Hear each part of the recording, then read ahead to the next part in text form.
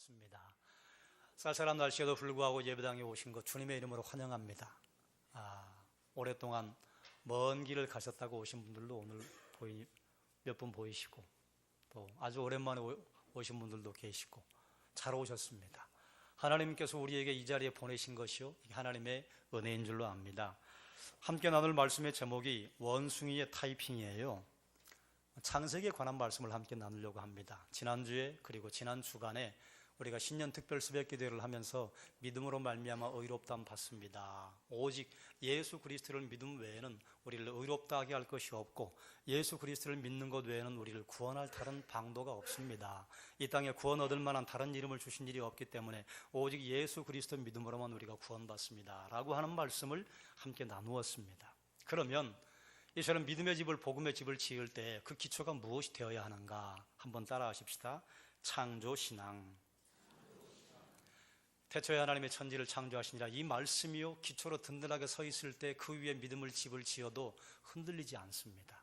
그런데 창조에 관한 신앙이 확실하게 지어지지 않으면요 사상 누각이에요. 언제 흔들리고 언제 무너질지 몰라요. 창세기 50장 안에 약 2300여 년의 역사가 압축되어 있습니다. 그런데 출애굽기부터 그 이후 요한계시록까지 역사를 합쳐도 창세기보다 많지 않아요. 다른 종교에는 창세기가 없습니다. 그렇기 때문에 뿌리가 없지요. 창세기가 없으면요 세계관이 나오지 않습니다. 세계를 어떻게 보는가?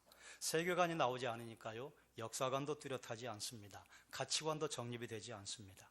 그러므로 창세기를 확실하게 받아들이지 않고 창세기에 대한 신앙이 없으면요 당연히 무신론이 나오고요, 유물론이 나오고 공산주의가 나오고, 거기서 형질이 좀 우등한 사람들을 살리고 열등한 사람들은 전멸시켜도 된다는 우생학이 나오게 되어 있습니다.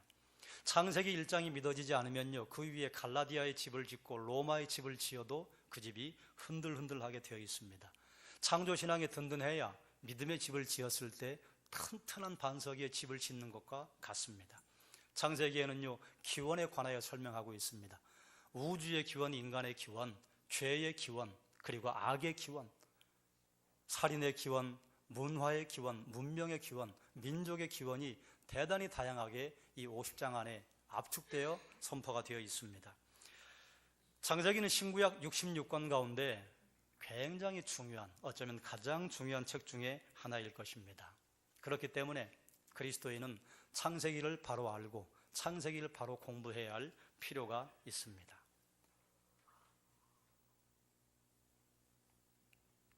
원래는 창세기 1장 1절부터 마지막 절까지 읽어야 하는데 분량이 좀 많아서 앞에 한 절만 읽었습니다. 그런데 창세기 1장 1절에요 굉장히 중요한 정보가 많이 들어있습니다. 여기에는 언제가 들어있고, 누가가 들어있고, 무엇을 했는지, 그리고 어떻게 했는지, 왜 했는지는요 1장 뒤에 가면 나와 있습니다. 그러면 이 세상이 창조되는데요 언제 했는가 하면 태초에라고 말을 합니다. 태초에는요 다른 말로 하면 최초에, 시작할 시점이 있었다는 것을 말해주는 게 태초입니다. 우리가 살고 있는 이 세상이요 시작점이 있다 그 말이에요. 시작점이 있으면요 끝나는 지점도 있다는 것을 암시해주고 있습니다. 시작 지점이 있다고 하는 것은요 우리가 살고 있는 이 세상이 존재하지 않았던 시절도 있었다고 하는 것을 말해주는 것입니다. 이전에는 없었던 천지가 만들어졌습니다. 태초에 하나님께서 무엇을 하셨는가 하면 천지를 창조하시니라. 천지라고 하는 말을요 좀 풀어야 할 필요가 있습니다. 왜 그런가 하면 천지 그러면 우리는 하늘과 땅 이렇게 이해하게 되잖아요. 그런데 천지라고 하는 것을 좀 풀어 설명하면요 그 하늘들과 그 땅이라고 하는 단어입니다. 그 하늘들과 그 땅을 떼놨어요. 그 하늘들은요 복수형 단어입니다. 우리가 눈에 보이는 이 하늘만 만약에 하나님 만드셨다고 하면요 그 하늘과 단수, 그 땅 단수 이렇게 설명하시면 됐을 텐데, 굳이 그 하늘들이라고 한 것은요 우리 눈에 보이는 이 하늘뿐만이 아니라 눈에 보이지 않는 다른 하늘들까지 만드신 것을 의미합니다. 다른 하늘들이라고 하는 것은요 의미적으로 보면 우주 전체를 만드셨다 하는 의미입니다. 다른 하늘들, 우리 눈에 보이지 않는 수많은 하늘들을 만드셨어요. 그리고 그 땅을 만드셨다. 그런데 그 땅은요, 단수예요. 그거 하나라고 그 말이에요. 다른 전체를 말하는 것이 아니라 그 별을 의미하는 것입니다. 그러니 그 별은요, 하나 만드셔서 거기에서 창조의 다음 역사들이 이루어진다 하는 것을 선포하는 것입니다. 그 별은요, 지구를 의미합니다. 누가 만드셨어요? 하나님께서 만드셨습니다. 하나님으로 소개된 단어가 여러분 잘 아시는 엘로힘이에요. 그런데 이것은요, 복수형입니다. 엘로힘의 단수형은 엘이라고 하는 것인데요, 이것은 신을 의미하는 단어입니다. 여기에 복수형 어미가 붙어서 엘로힘이 됐어요. 그런데 우리는 이것을 하나님으로 알고 하나님으로 이해하고 있습니다. 정확하게 표현을 하자면 바른 표현은 아닙니다만 이해를 돕기 위해서 하나님들로 벌써 그렇게 되면 의미가 다르게 되는데요, 복수형인데 우리는 한 하나님이라 부른다 그 말이에요. 그러니 한 분 삼위, 한 분 하나님이 아니시라 삼위 하나님께서 천지를 창조하셨다고 하는 것을 의미합니다. 바로 그 다음 절에 보면요, 땅이 혼돈하고 공허한데 하나님의 신이 수면 위에 운행하시니라 말을 하고 있는데, 하나님의 신은 누구신가 하면 성령 하나님을 말합니다. 성부 하나님께서 천지를 창조하실 때 성령 하나님이 함께 동역하셨어요. 그리고 요한복음 1장 1절은 창세기 1장 1절을 거의 비슷하게 가지고 가서 뭐라고 선포하는가 하면 태초에 말씀이 계시니라. 그 말씀이 하나님과 함께 계셨는데 이 세상에 비추었어요. 그런데 사람들이 깨닫지 못하더라. 태초에 천지를 만드실 때 하나님께서 말씀으로 만드셨어요. 그러니까 성부 하나님과 성령 하나님과 성자 하나님 엘로힘 삼위일체 하나님께서 천지를 창조하셨다 그 말이에요. 어떻게 만드셨는가? 우리 성경에는 창조하시니라 이렇게 되어 있는데요, 창조하셨다고 하는 단어는요, 여기서밖에는 쓰이지 않습니다.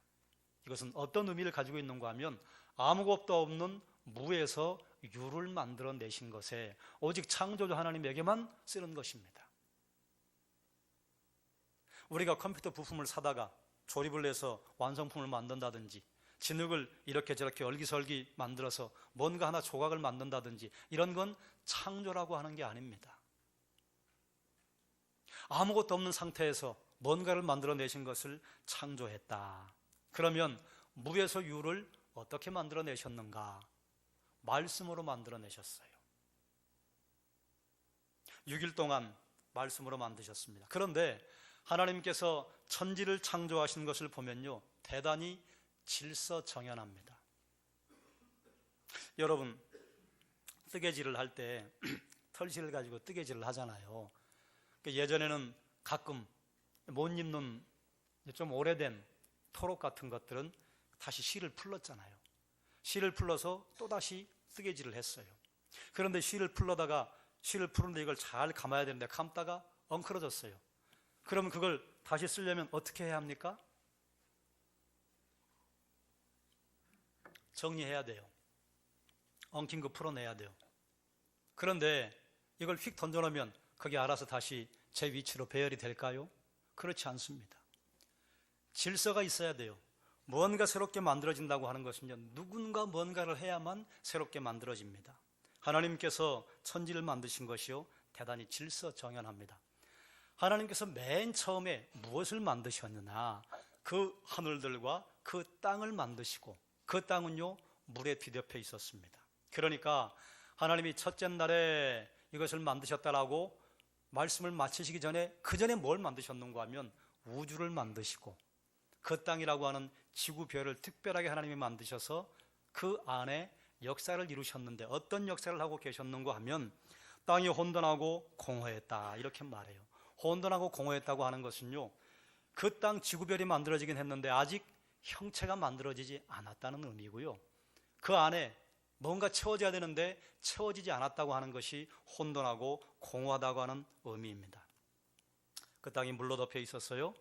하나님의 신이 하나님의 영이 수면 위에 운행하셨다. 왜 운행하셨을까요? 그때 물과 땅 속에 하나님께서 생명력을 불어넣으신 것입니다. 성령께서 지나가시면요, 살아납니다. 하나님의 신이 운행했다고 하는 것은요, 생명력이 없는 물과 땅 속에 생명력을 불어넣으신 것을 말합니다. 생명력을 불어넣으신 다음에 말씀으로 질서를 부여하시고 비어있는 자리에 하나씩 하나씩 이제 채워넣는 일을 하셔요. 하나님께서 천지를 창조하신 것을 보면요, 우리 인간들이 뭔가 만드는 것과 비슷합니다. 그러니 그것은요, 우리가 하나님께서 무언가 만들 수 있는 능력을 인간에게 부여하셔서 하나님의 방법대로 만드는 걸 말해요. 집을 지을 때 보면 어떻게 합니까? 가장 먼저 기초를 쌓습니다. 그리고 골조를 세우죠. 그 다음에 이제 옆을 장식하잖아요. 마감을 하고 미장을 하고 드디어 인테리어를 하고 그 다음에 안에 가구를 집어넣습니다. 하나님의 천지를 창조하시는 방법이요, 이것과 똑같아요. 6일 창조하셨는데요, 첫째 날, 둘째 날, 셋째 날은 채울 뭔가를 만드셔요. 이해를 돕기 위해 용기를 만드시고, 넷째 날, 다섯째 날, 여섯째 날은요, 만드신 용기에 하나씩 채워 넣는 일을 하십니다. 첫날 무엇을 만드시는가 하면 빛을 만드셔요. 이 빛은요, 우리가 태양을 통해 보는, 또 달을 통해 보는 그런 빛이 아니에요. 아직 별들과 결합되지 않은 빛이에요. 빛을 만드셨어요. 그래서 드디어 하나님 만드신 우주와 지구, 별이 우리의 눈으로 볼 수 있을 만한 상태가 된 것입니다. 둘째는요, 이미 땅이 만들어지기 시작했어요. 그리고 물이 감싸고 있습니다. 생명력이 안에 주어졌습니다. 땅을 감싸고 있는 물 사이에 공간을 만드시는데 이걸 궁창이라고 해요. 그래서 궁창 위의 물과 궁창 아래의 물을 나누십니다. 궁창 아래의 물이야 우리가 이 땅에서 보는 물이죠. 궁창 위의 물은요, 과학을 잘 아시는 분들이 여기 많으시니까 그분들에게는 기초 실력이 되겠지만, 그렇지 않은 분들에게는 물층이 감싸고 있다고 하는 것은요, 이 지구에 우주로부터 날아오는 유해 전자파들을 잘 차단시켜주는 보호막이 되고, 그리고 이 지구 별의 환경을요, 대단히 온화하고 따뜻한 환경으로 만들어주는 역할을 하는 비닐하우스 역할과 같았습니다. 그래서 노아의 홍수 때 하늘의 창이 열리고 깊음의 샘들이 터져서 이 땅에 물이 쏟아지기 전에는요, 지구별의 환경이요, 굉장히 모든 것이 생장하고 생식하기에 좋은 환경이었습니다. 하나님께서 궁창 위에 물을 주신 것은요, 지구의 보호막을 하나 만들어 주신 것입니다. 셋째 날은요, 하나님께서 물을 감싸고 있는, 땅을 감싸고 있는 물에게 명령하셔서 땅이 솟아나도록 하셨습니다. 그리고 그 땅을 육지라고 부르셨어요. 육지를 끌어내신 다음에 땅에게 명령하셔서 각기 풀과 씨 맺는 채소와 씨 가진 열매 맺는 과실수를 내라고 명령하셨어요. 그래 말씀대로 땅이요, 그것들을 튀어내기 시작을 했습니다. 이렇게 이제 첫째 날부터 셋째 날까지 뭔가 좀 채울 만한 것들을 만드셨어요. 넷째 날이요, 드디어 빛의 질서를 부여하십니다. 두 큰 광명체와 별들을 만드셨다. 그래서 큰 광명체는 낮을 주관하게 하시고 작은 광명체는 밤을 주관하게 하셨다 선포했습니다. 큰 광명체는 태양이지요, 작은 광명체는 달입니다. 그 이전에는요, 별이 있고 아직 빛이 결합되지 않았습니다. 이제는 빛을요, 별에다가 함께 결합을 시키신 거예요. 그래서 우리가 보는 태양, 우리가 보는 별들이 우리 눈에 드디어 이제 보이기 시작한 것입니다. 채워넣으셨어요. 다섯째 날은요, 물을 만들고 땅을 만들어 놓으셨잖아요. 물들의 생물을 번성하게 하셨습니다. 그리고 하늘 궁창 공간에는 새들을 번성하도록 만드셨어요. 1장 21절에 보면요, 하나님이 큰 바다 짐승들과 물에서 번성하여 움직이는 모든 생물을 그 종류대로, 날개 있는 모든 새를 그 종류대로 창조하셨다 선포하고 있습니다. 여기서 말하는 큰 바다 짐승들은요, 고래 정도를 말하는 게 아니고 여기에 쓴 단어는 여기서만 사용됩니다. 타닌이라고 하는 건데 어마어마하게 크고 무시무시한 바다 동물을 의미할 때 사용되는 단어입니다. 성경학자들은 그걸 공룡이다 이렇게 보기도 합니다. 어쨌든 어마어마하게 큰 고래조차도 아이고 참 작다 이렇게 느낄 만한 큰 바다 생물들을 만들어서 바다에 채우시고 그리고 궁창에 채우셨다 그 말이에요. 여섯째 날은요, 땅이 이제 식물을 이미 내놨기 때문에 거기에 짐승들이 들어가도 살만한 환경이 다 만들어졌습니다. 그래서 종류대로 내게 하시는데 가축과 땅에 기는 모든 동물들을 종류대로 만들어내셨습니다. 이제는요, 혼돈하고 공허했던 그 땅이요, 형체를 갖추었습니다. 단단하게 됐어요. 생명체들로 가득 채워졌습니다. 질서정연하게 진행된 창조가 어디서만 진행되었는가? 그 땅이라고 부르는 곳에서만 진행되었습니다. 정관사가 붙었다 그 말이에요. 그렇기 때문에 창세기 1장 1절에서 태초에 엘로힘 하나님께서 그 하늘들과 그 땅을 무에서 유로 만들어내셨다. 이 말씀, 창조신앙에 비추어 봤을 때요, 하나님의 창조는 오직 그 땅 한 군데서만 진행이 된 것입니다. 창조신앙으로 비추어 봤을 때요, 그러므로 지구별 이외의 어떤 천체에서 생명체를 찾는다고 하는 작업은요, 창세기에 비추어 봤을 때 부질없는 행동입니다. 만약에 하나님께서 창세기 1장 1절을 그 하늘들과 그 땅들에서 창조하셨다, 이렇게 하면요, 다른 별 탐사해도 돼요.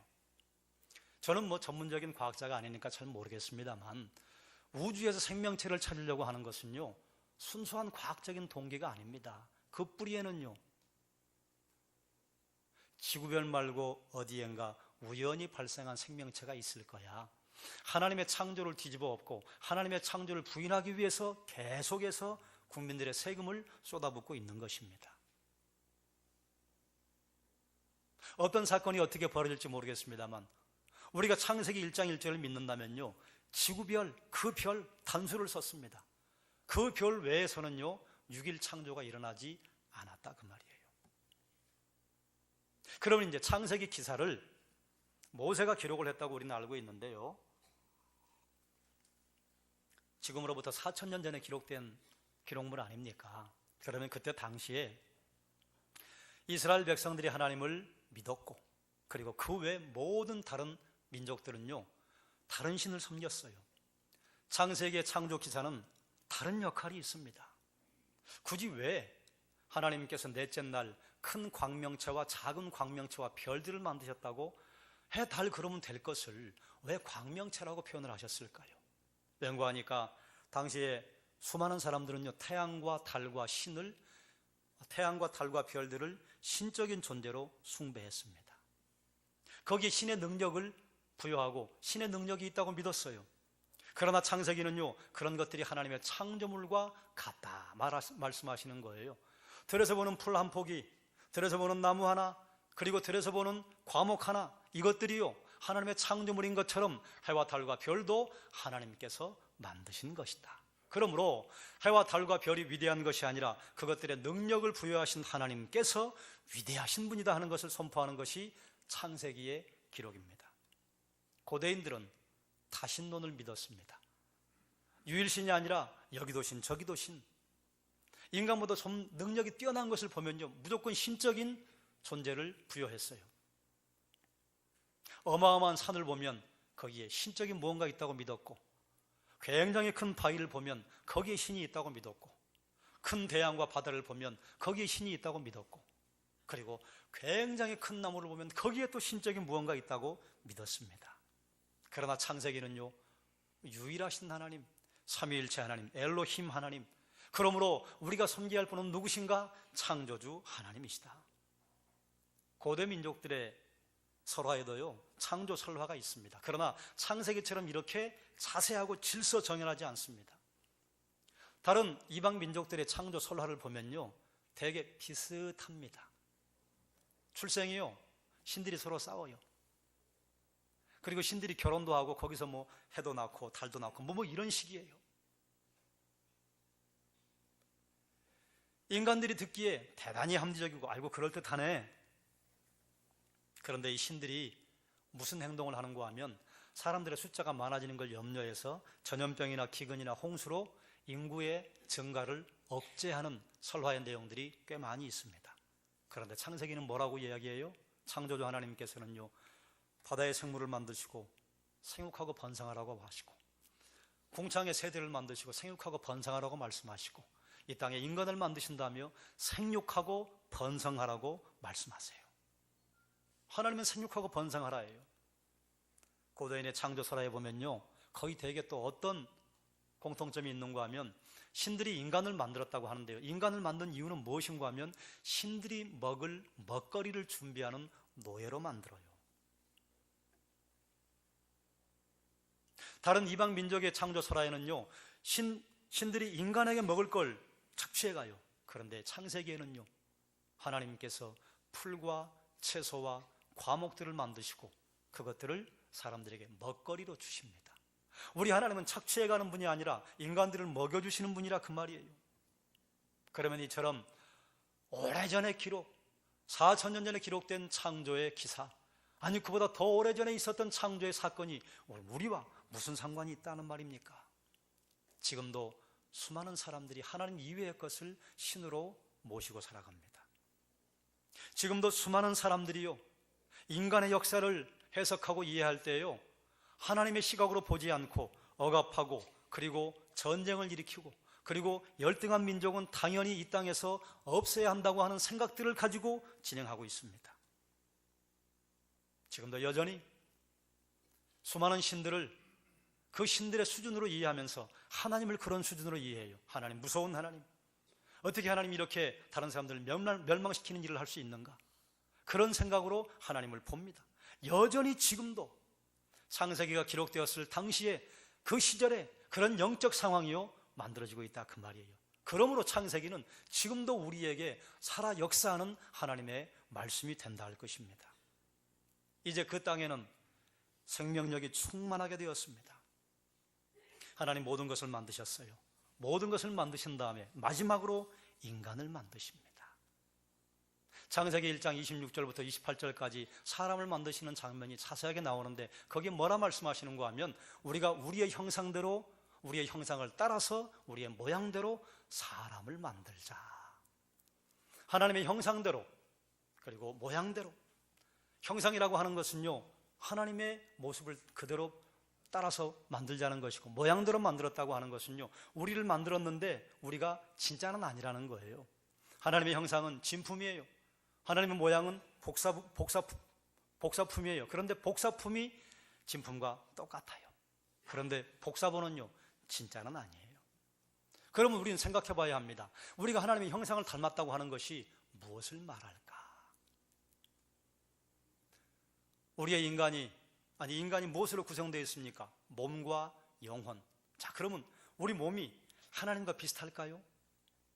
성경에 보면 하나님은 영이시라. 형체도 없고 회전하는 그림자도 없으시고, 그러니 우리의 몸이 하나님을 닮았다고 하기는 이건 조금 문제가 있어요. 그러면 무엇을 닮았다고 할까? 우리의 영혼에, 정신적인 부분과 생각과 우리의 영적인 작용에서 하나님을 닮았다고 보는 것이 훨씬 더 성경적일 것입니다. 하나님께서 인간을 만드시고 동물과 다르도록 창조하신 것이 여러 가지가 있는데 그 중에 하나가 사람에게만 있는 게 있잖아요. 사람에게는 웃음이 있습니다. 동물에게는 웃음이 없어요. 사람에게는요, 말이 있어요. 언어가 있어요. 동물에게 있는 언어는요, 그 몇 가지예요. 사람처럼 이렇게 복잡다단한 것을 표현하지 못합니다. 또 사람에게 있는 능력이 있습니다. 그게 기억력입니다. 우리의 사고의 능력입니다. 동물의 세계에는요, 역사가 없습니다. 사자가 한 마리 태어났습니다. 그럼 이제 그 사자의 역사가 시작되는 거예요. 그리고 몇 년 살다가 사자가 죽었어요. 그럼 그 사자의 역사는 그걸로 끝이에요. 그 다음 새끼가 태어나면요, 우리 엄마가 이렇게 사셨대. 우리 엄마가 저쪽에 영토를 가지고 계셨대. 그걸 여기에 기억해가지고 거기를 자기 영토로 생각하고 사는 사자는 없습니다. 동물에게는요, 이 땅에 살아가고 있는 그 시간이 역사의 처음과 마지막이에요. 그런데 사람은요, 과거를 기억해요. 그리고 과거의 기억을 가지고 현재를 진단해요. 과거와 현재를 가지고 미래를 예측할 수 있습니다. 그래서 구약 성경에 보면 하나님께서 자꾸 무엇을 말씀하시는가 하면 기억해라. 사람에게만 역사가 있습니다. 아무리 사자와 호랑이가 뛰어나도 호랑이의 역사요? 그거 없어요. 그건 사람들이 만들어낸 스토리에나 있는 것이지, 이야기에나 있는 것이지, 설화에나 있는 것이지, 사자의 세계, 호랑이의 세계, 우리 7대조 호랑이 할아버지께서 조선시대에 활약하셨다 이런 거 없어요. 당대에 끝나는 거예요. 하나님께서 우리에게 사고의 능력을 주신 것은요, 그리고 창세기를 우리에게 기록해 주신 것은요, 기억해라. 태초에 하나님이 천지를 창조하셨다. 기억해라. 태초에 하나님이 에덴의 동산을 창설하시고 거기에서 아담과 하와와 교제하셨다. 기억해라. 그런데 거기서 인간이 하나님의 말씀에 불순종함으로 말미암아 타락했다. 기억해라.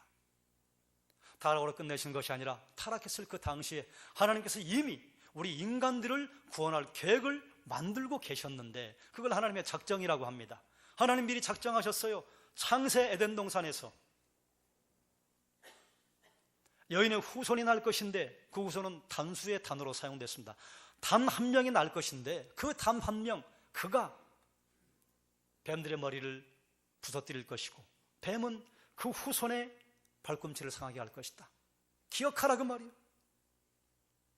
기억하고 있었더니 드디어 하나님께서 아브라함에게 약속하신 그 명령대로, 말씀대로, 약속대로 예루살렘에 올라오셔서 골고다 언덕에 십자가 지시고 죽으셨잖아요. 기억해라. 창세기 3장 15절을 우리는 그래서 원시복음이라고 합니다. 이미 에덴 동산에서 인간이 타락할 때 우리를 구원하실 방법을 하나님은 생각하고 계셨던 거예요. 기억하라요. 이것이 하나님께서 우리에게 주신 커다란 능력입니다. 여러분, 인간을 만든 재료가 뭡니까? 흙이에요. 우리 이제 그 정도는 다 아시잖아요.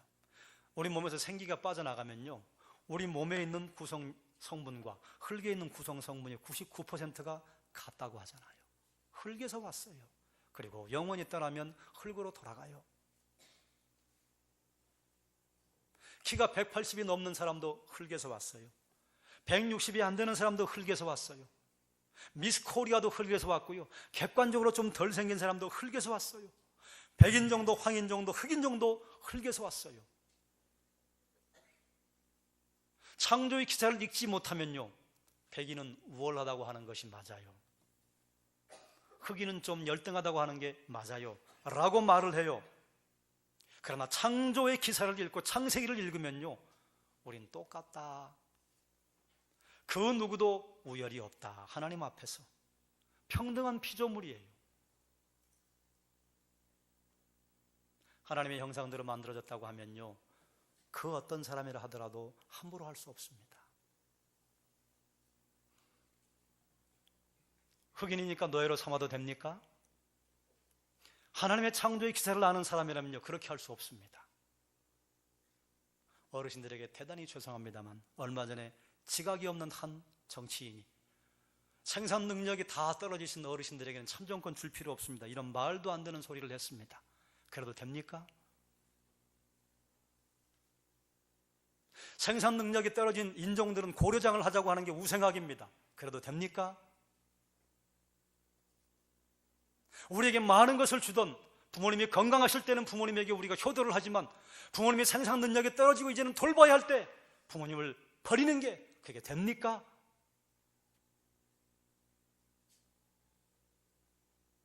그러므로 그 어떤 사람이라도, 비록 장애가 있다 할지라도, 생산 능력이 떨어졌다 할지라도 나보다 못하다고 하는 소리를 우리는 할 수가 없는 거예요. 왜요? 나도 흙이요, 그대도 흙이요.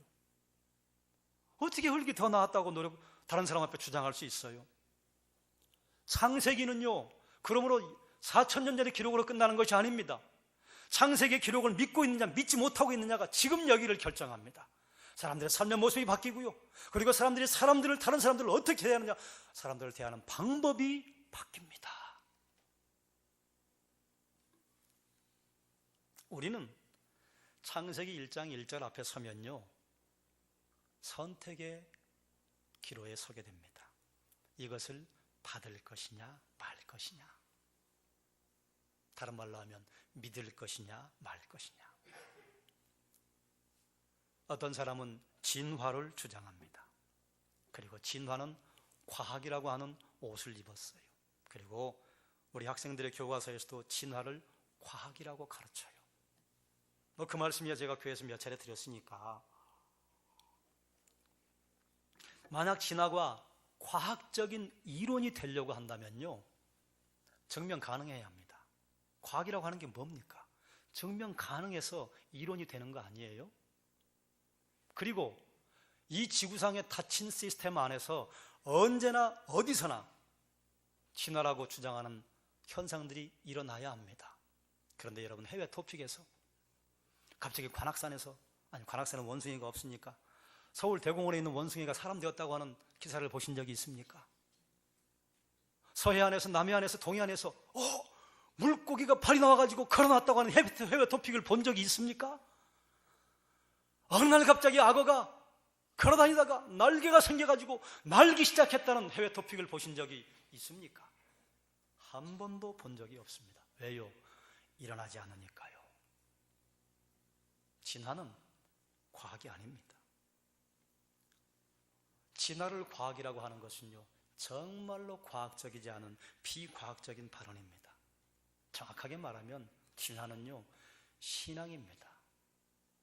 하나님이 천지를 창조했다고 하는 것을 부인하고, 그리고 하나님 인정하지 않는 다른 것을 사람들에게 알려주고, 그리고 주장하고 싶은 신앙의 체계를 만든 것이 진화 아닙니까? 진화는 과학이 아니에요. 신앙이에요. 정확하게 말하자면 창조를 부인하는 형태의 신앙입니다. 진화를 주장하는 사람들이 가지고 있는 기본적인 틀이 두 개가 있잖아요. 우연, 그리고 시간. 여기에 비행기 부품을 가득 쌓아놨어요. 그리고 한 200만 년 지난 다음에 와보니까 와, 여기 비행기가 하나 만들어져 있는 거예요. 그게 진화론자들이 주장하는 주장 아닙니까? 그 확률은 수학자들이 계산했는데요, 제로입니다. 어쩌다가 그런 일이 있을까요? 예, 어쩌다가 그런 일이 있을 수도 있겠죠. 우리가 100만 년을 살아보고 1억 년을 살아보지 않았기 때문에, 그래서 우연과 함께 반드시 필요한 게 시간입니다. 어떤 시간이요? 한 100만 년쯤. 말했다면 한 억, 이런 건 기본이고, 40억 년, 100억 년, 이런 식으로 말을 해요. 왜요? 그러면 증명할 수 없으니까요. 서울대공원에 놀고 있는 원숭이 한 마리를 우리 교회 사무실에 모시고 와가지고 딱 자리에 앉혀놓고 원숭이라고 찍어봐. 원숭이가 이제 자지도 아니하시고 졸지도 아니하시고 한 10만 년 동안은 먹지도 않고 계속해서 찍다 보니 원숭이라는 글자를 하나 쳐냈네? 이게 진화론자들이 주장하는 내용입니다. 수학적인 확률은 제로입니다. 여러분, 창조를 증명할 수 있습니까? 없습니다. 진화를 증명할 수 있습니까? 없습니다. 둘 다 증명 불가해요. 그런데 하나는 증명했다고 거짓말을 해요. 창조는요, 증명할 수 없다고 성경에서 말합니다. 그냥 선포할 뿐이에요. 그런데요, 창조가 된 내력을 보고, 그리고 이 땅의 수많은 증거들을 찾아보면요, 창조라고 말할 수밖에 없는 증거들이 대단히 많습니다. 그러므로 모든 사람은 창조를 믿을 것인가, 진화를 믿을 것인가, 둘 중에 하나를 결정하는 선택에 설 뿐이지, 이것이 참이다 거짓이다 말할 수 없는 것입니다. 이것은 정확하게 말하면 하나님을 인정할 것인가, 하나님을 부인할 것인가 하는 선택의 문제이지, 과학이냐 비과학이냐 논쟁이 아니에요. 그럼 또다시 창조신앙이 왜 우리에게 지금 필요합니까? 창조의 초기에 에덴 동산에 등장하는 두 사람이 있습니다. 누굽니까? 아담과 하와입니다. 그럼 창조의 이야기는 아담의 이야기인가요? 맞아요, 아담의 이야기예요. 그런데 아담이라고 하는 단어의 뜻이 뭔지 아세요? 티끌이에요. 그걸 하나님은 뭐라고 부르셨냐? 사람. 사람이라고 하는 본래 단어의 의미는요, 흙이에요. 티끌이에요. 아담의 이야기 이러니까 우리와는 관계가 뭔 이야기, 그런데요, 바꾸면 돼요. 그건 흙의 이야기예요. 사람의 이야기예요. 나의 이야기예요. 창세기를 어떻게 받아들이냐에 따라서요, 내 이야기가 바뀌어집니다. 창조의 신앙을 어떻게 받아들이냐에 따라서 학문의 흐름이 바뀝니다. 창세기를 어떻게 받아들이냐에 따라서 지금 삶의 형태가 바뀌어집니다. 예수 그리스도를 믿는 사람이라 할지라도요, 어떤 사람은요, 예수 믿는 건 좋아한다고 그래요. 그런데 창조는 받아들일 수 없다고 그래요. 왜요? 예수님께서 나를 위해 십자가에 죽으셨다는데 이렇게 황송할 때가 어디 있어요? 나를 위해 십자가에 죽으셨다는데. 그래서 예수님의 사랑, 이게 감격해요. 그런데 하나님이 천지를 창조하셨다? 이건 벌써 교과서에 세뇌가 되었어요. 그건 비과학입니다. 진화도 비과학인데 그건 믿을 수 없습니다. 그럼 벌써 성부 하나님과 성자 하나님이 분리되게 됩니다. 그 사이에 틈이 생겨요. 나는 예수님은 좋아요. 그런데 천지 창조는요, 그건 못 믿겠어요. 그러면 예수 그리스도보다 나에게 더 헌신적으로 해주는 그 누군가 나오면요, 예수 버릴 수 있습니다.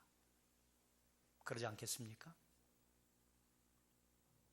그러므로 우리가 믿음의 집을 짓는 것의 기초는요, 창조신앙입니다. 태초에 하나님이 천지를 창조하시니라. 그 신앙 고백하지 못하고 그 위에 복음의 집을 지으면요, 무너질 수도 있습니다. 흔들거릴 수 있습니다. 든든하지 못합니다. 그러니까 모든 그리스도인들에게는요, 내가 지금 태초에 하나님이 천지를 창조하시니라 이 말씀 위에 집을 짓고 있는가 점검해 봐야 합니다. 그리고 이런 창조신앙으로 여러분의 자녀들을 제자 삼으시기를 주님의 이름으로 축원합니다. 말씀을 정리하겠습니다. 창세기에는 우주와 생명과 인간과 죄와 민족과 살인과 문화와 문명의 기원이 기록이 되어 있습니다. 출애굽기부터 요한계시록 모든 성경이 기록된, 모든 성경이 진행된 그 역사보다도 훨씬 긴 역사가 창세기 50장 안에 압축되어 있습니다. 이 세상에는 시작 지점이 있습니다. 이 세상은 하나님께서 천지를 창조하심으로 시작되었습니다. 가장 먼저 만드신 것이 우주와 그 땅이에요. 단 하나예요. 그 땅과 물을 만들었어요. 그 땅이 혼돈하고 공허했으며 하나님의 신이 수면 위에 운행하셔서 땅과 물에 생명력을 불어넣으셨습니다. 그 후에 첫째 날 마지막 빛을 만드시고, 둘째 날 궁창을 만드시고, 셋째 날 육지와 식물들을 만들어내시고, 넷째 날 만드신 그 빛들을요, 광명체들과 결합을 시켜서 해와 달과 별들을 만들어내시고, 다섯째 날 만드신 바다와 궁창에 생물들이 생육하고 번성하게 하시고 새들이 나르게 하시고, 그리고 마지막 날 여섯째 날 이미 식물들이 만들어져서 모든 환경이 만들어진 그곳에 짐승과 마지막 사람을 만들어 넣으셨습니다. 이것은 고도로 계획된 창조주가 아니고서는요, 있을 수 없는 기록입니다. 고도로 기록된 설계가 아니라면요, 있을 수 없는 기록입니다. 이 사이에 아마추어인 제가 설명할 수 있는 과학적인 원리들이 대단히 많이 있습니다. 그러나 그건 다음에 기회가 되면 함께 나누도록 하고요. 이 세상은 엘로힘, 전능하신 하나님께서 인간을 위해 만드신 거예요. 어떤 사람은 진화를 주장합니다. 비행기를 다 분해해가지고 휙 던져놨더니 한 1억 년 뒤에 거기에 보잉 747 하나가 만들어져 있다라고 주장한 것과 똑같은 것이 진화입니다. 우연과 긴 시간이 핵심이에요. 우리는 이 앞에서 선택하면 되는 것입니다. 창조를 믿을 것인가, 진화를 믿을 것인가. 다시 풀어 설명하면 하나님을 인정할 것인가, 하나님을 부인할 것인가, 하나님에게 순종할 것인가, 하나님에 불순종할 것인가 하는 것이지, 과학과 비과학의 대립이 아니고 과학과 비과학의 논쟁이 아닙니다. 그러므로 모든 그리스도인은 창조의 신앙이 확고할 때 그 위에 믿음의 집을 세우고 신앙의 집을 세웠을 때 든든할 수 있습니다. 사랑하는 여러분, 창세기는 4,000년 전의 기록으로 끝난 게 아닙니다. 몇천 년 전의 사건으로 우리가 하는 먼 나라 이야기가 아닙니다. 창세기를 어떻게 믿고 받아들이냐에 따라서 지금 여기에 삶의 모양이 결정됩니다. 그건 믿지 않는 사람이든 믿는 그리스도인이건 예외 없이 창조의 신앙을 어떻게 받아들이냐에 따라서 삶의 모습, 신앙의 모습이 바뀝니다. 그러므로 사랑하는 여러분, 하나님의 창조로부터 시작된 믿음의 집을 지으시기를 주님의 이름으로 축원합니다. 한번 따라하십시다. 태초에 하나님이 천지를 창조하시니라. 신앙의 출발은 여기부터입니다. 이게 믿어지지 않으면요, 그 위에 그 어떤 집을 화려하게 지어도요, 시간 지나면 금가기 시작합니다. 우리는 올 한 해 부모의 자녀를 제자 삼으라. 부모가 자녀를 제자 삼는데요, 예수 그리스도 맞아요. 그런데 그 기초가요, 태초에 하나님이 천지를 창조하시니랍니다. 그러므로 창조의 신앙으로 복음의 집으로 여러분의 가문을 든든하게 세우시기를 주의 이름으로 축원합니다. 기도하겠습니다. 하나님, 창세기는 우리와는 너무 먼 나라 이야기 같습니다. 그건 아담의 이야기요. 아브라함과 야곱과 요셉과 모세와 이스라엘 민족의 이야기 같습니다. 그런데 창세기는 나의 이야기입니다. 창세기를 어떻게 받아들이고 믿는가에 따라서 지금 여기가 결정됩니다. 삶의 모양이 결정됩니다. 삶의 태도가 결정이 되고, 성도도 신앙의 모습과 신앙의 태도가 결정이 됩니다. 그러므로 우리는 창조의 신앙 위에 믿음의 집을 짓고 창조의 신앙이 확실해야만 합니다. 하나님, 우리를 불쌍히 여기셔서 태초에 하나님이 천지를 창조하시니라, 이 말씀을 통해 하나님이 주고자 하시는 메시지 우리 마음에 깊이 새겨 깨달아라. 창조의 신앙으로, 그리고 예수 믿는 복음으로 우리 자녀들 제자 삼게 하시고 가문을 세우게 하여 주시옵소서. 예수님의 이름으로 기도드리옵나이다. 아멘. 찬송가